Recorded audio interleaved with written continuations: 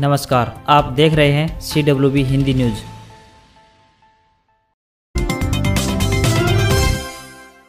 हरियाणा में कोरोना के केस फिर बढ़ने लगे हैं। मंगलवार के मुकाबले बुधवार को अधिक मामले सामने आए हैं। वहीं हर रोज करीब 40 लोगों की मौत हो रही है, जो स्वास्थ्य विभाग के लिए चिंता का विषय बना हुआ है। बुधवार को प्रदेश में 249 केस सामने आए, जबकि मंगलवार को 228 लोग संक्रमित मिले थे। बुधवार को 39 लोगों की मौत हुई, जबकि मंगलवार को 38 ने जान गंवाई थी। बुधवार को 334 ठीक हुए, जिसके बाद एक्टिव केस 3579 रह गए हैं और रिकवरी दर की बात करें तो 98.34% हो गई है।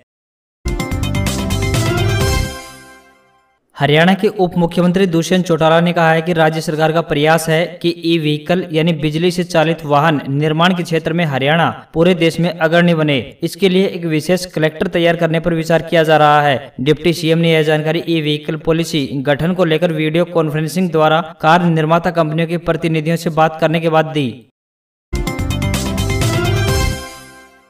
शहरी स्थानीय निकाय मंत्री अनिल विज ने बताया कि राज्य सरकार ने नगर निकायों की संपत्ति पर कब्जा धारकों को मालिकाना हक देने के लिए एक नीति तैयार की है। इस नीति के अंतर्गत उन्हें कब्जा की हुई संपत्ति का मालिकाना हक देने के लिए संबंधित संपत्ति के कलेक्टर रेट में अधिकतम 50% तक छूट दी जाएगी। यह नीति 1 जुलाई 2021 से लागू हो जाएगी। उन्होंने बताया कि इस नीति का लाभ लेने के लिए इच्छुक पात्र कब्जाधारी को वेब पोर्टल पर निगम से संबंधित आयुक्त या कार्यकारी अधिकारी या संबंधित नगर निकाय के सचिव को 1 महीने के भीतर ऑनलाइन आवेदन करना होगा। इस नीति के तहत शहरी स्थानीय निकाय विभाग के कब्जाधारियों जो 20 साल से अधिक समय से किराया या लीज अथवा लाइसेंस फीस पर संपत्ति पर काबिज है, उनके लिए हरियाणा सरकार मालिकाना हक देने के लिए काम कर रही है। हरियाणा बीज विकास निगम एक बार फिर से सुर्खियों में है। इस बार भी बीज के उत्पादन के नाम पर कुछ लोगों ने कथित किसान बनकर खेल किया। महज थोड़ी कुछ एकड़ जमीन रखने वालों ने सैकड़ों एकड़ जमीन पर बीज उत्पादन दिखाकर सरकार को चूना लगाने का काम किया है। पूरा का पूरा मामला सीएम के संज्ञान में आ जाने के बाद इसकी विजिलेंस इंक्वायरी के आदेश जारी कर दिए गए हैं। हरियाणा बीज विकास निगम में इस घोटाले का मामला तूल पकड़ता हुआ नजर आ रहा है, क्योंकि इसके विजिलेंस जाँच के आदेश जारी हो गए हैं। पूरे मामले में बीज विकास निगम के एक निदेशक और पूर्व निदेशक की भूमिका को लेकर सवाल खड़े किए जा रहे हैं। पूरे मामले में सीएम ने विजिलेंस को जांच कर रिपोर्ट देने को कहा गया है। हरियाणा की मनोहर लाल सरकार के 600 दिन पूरे होने को लेकर मुख्यमंत्री मनोहर लाल वीरवार को मीडिया से रूबरू होंगे। मुख्यमंत्री इस बार के कार्यकाल के दौरान कोविड संक्रमण की महामारी के बावजूद सरकार द्वारा उठाए गए कदमों के साथ साथ में बतौर वित्त मंत्री प्रदेश के सामने चुनौतियों के बावजूद आर्थिक हालात व पूरे प्रदेश में समान विकास के संकल्प पर विचार रखने की तैयारी में है। हरियाणा निवास चंडीगढ़ में होने वाली इस पीसी में सीएम के साथ में सरकार के मंत्री समूह में शामिल मंत्रीगण और वरिष्ठ नेता मौजूद होंगे। वहीं डिप्टी सीएम दुष्यंत चौटाला भी इस दौरान मौजूद रहेंगे। केंद्रीय रेल मंत्रालय ने हरियाणा विधानसभा अध्यक्ष ज्ञानचंद गुप्ता द्वारा की गई पंचकुला चंडीगढ़ में विश्व स्तरीय रेल स्टेशन और दोनों शहरों के बीच नई कनेक्टिविटी समेत लगभग सभी बड़ी मांगों पर स्वीकृति दे दी है। इंडियन स्टेशन डेवलपमेंट अथॉरिटी की सह प्रबंध निदेशक परिणीता राय ने बुधवार को विश्व अध्यक्ष से वीडियो कॉन्फ्रेंस कर यह जानकारी दी। उत्तर भारत के लिए महत्वपूर्ण इस योजना के विभिन्न पक्षों पर चर्चा करने के लिए परिणीता राय 23 जून को चंडीगढ़ आएंगी। इस दौरान वे पंजाब के राज्यपाल एवं चंडीगढ़ के प्रशासक और हरियाणा विश्व अध्यक्ष ज्ञानचंद गुप्ता से परियोजना के व्यवहारिक पक्षों पर चर्चा करेंगी। पूर्व मुख्यमंत्री और नेता प्रतिपक्ष भूपेंद्र सिंह हुड्डा ने प्रदेश में बढ़ते अपराध और बेरोजगारी के लिए बीजेपी जेजेपी सरकार को जिम्मेदार ठहराया है। हुड्डा का कहना है कि प्रदेश में अपराध का ग्राफ लगातार बढ़ता जा रहा है। अपराधी बेलगाम है और सरकार बेसुध। चोरी, लूट, डकैती, फिरौती और हत्या प्रदेश में दिनचर्या का हिस्सा बन गई है। सरेआम किसी की गोली मारकर हत्या करना खबरें आम हो चली हैं। हुड्डा ने कहा है कि कानून व्यवस्था को बनाए रखना प्रदेश सरकार की जिम्मेदारी बनती है, लेकिन सत्ता में बैठे हुए लोगों को सिर्फ अपनी सुरक्षा की चिंता है। आम जनता की जानमाल की सुरक्षा पर सरकार का कोई ध्यान नहीं है। जिस तरह अपराध बढ़ता जा रहा है, उसे देखकर ऐसा लगता है कि मानो प्रदेश में सरकार नाम की कोई चीज ही नहीं है। हरियाणा सरकार के आत्मनिर्भर हरियाणा अभियान में उस वक्त एक महत्वपूर्ण कड़ी जुड़ गई जब हरियाणा के उप मुख्यमंत्री दुष्यंत चौटाला ने डिपो होल्डरों के माध्यम से ब्रांडेड एफएमसीजी कंपनियों यानी fast moving consumer goods company का सामान उचित दामों पर बिक्री करने की योजना की पायलट शुरुआत की गई। इस पायलट योजना में सिरसा, फतेहाबाद, करनाल, यमुनानगर और पंचकुला जिलों को शामिल किया गया है। इन जिलों में ट्रायल सफल होने पर इसे पूरे प्रदेश में लागू किया जाएगा। प्रदेश के डिपो होल्डरों के माध्यम से राज्य के ग्रामीण एसबीआई बैंक की कुछ सेवाओं का लाभ भी सहजता से ले सकेंगे।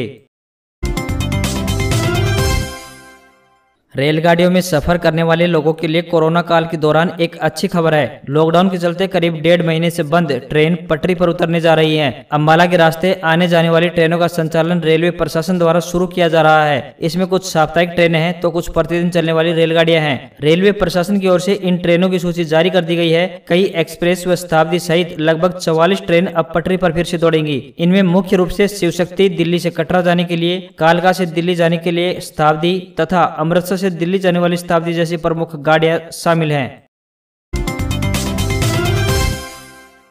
सरकार द्वारा मेरा पानी मेरी विरासत योजना के तहत धान की जगह बागवानी व सब्जी की खेती करने वाले किसानों को अनुदान दिया जाएगा। जिला बागवानी अधिकारी डॉक्टर राजेश कुमार ने मंगलवार को यहां बताया कि दादरी जिले में धान की जगह हाइब्रिड सब्जी उत्पादन पर 8,000 रुपए प्रति एकड़ तथा प्याज, गोभी, बैंगन, भिंडी व बेल वाली सब्जियां तथा अमरूद व स्ट्रिस की खेती करने वाले किसान को योजना के तहत 7,000 रुपए प्रति एकड़ के हिसाब से अनुदान दिया जाएगा। जिला बागवानी अधिकारी ने बताया कि मेरा पानी मेरी विरासत योजना से पानी की बचत के साथ साथ किसान को दोगुना लाभ भी होगा।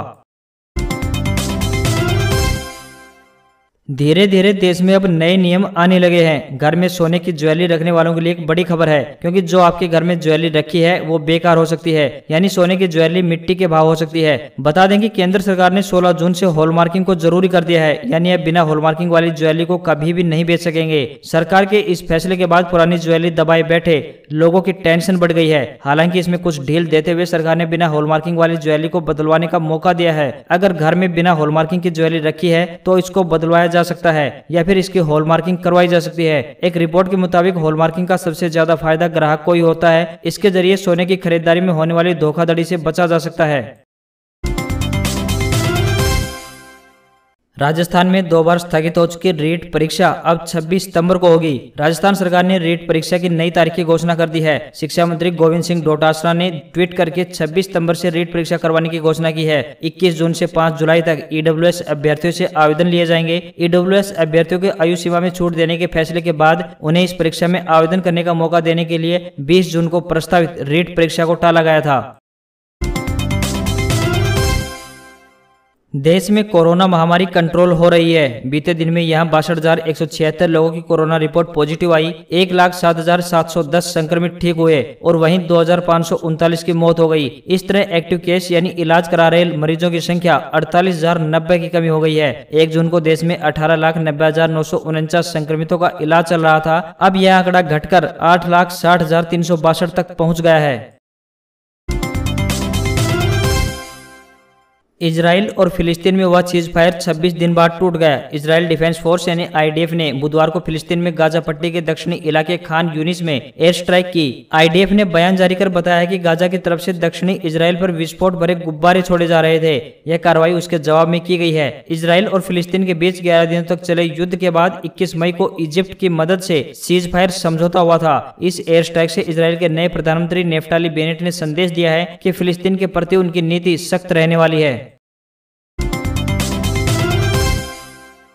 पाकिस्तान की संसद में मंगलवार को जबरदस्त हंगामा, गाली गलौज और मारपीट हुई। हालात इतने खराब थे कि सांसदों को भागने में भी दिक्कत होने लगी। इस हंगामे और मारपीट में एक महिला सांसद के घायल होने की भी खबर सामने आ रही है। शुक्रवार को इमरान खान सरकार ने अपना तीसरा बजट पेश किया था। अपोजिशन ने इस बजट को सिरे से खारिज करते हुए गरीबों के लिए खतरनाक बताया था। मंगलवार को इस पर चर्चा होनी थी, लेकिन बवाल इस कदर हुआ कि चर्चा तो दूर, प्रस्ताव भी नहीं रखा जा सका।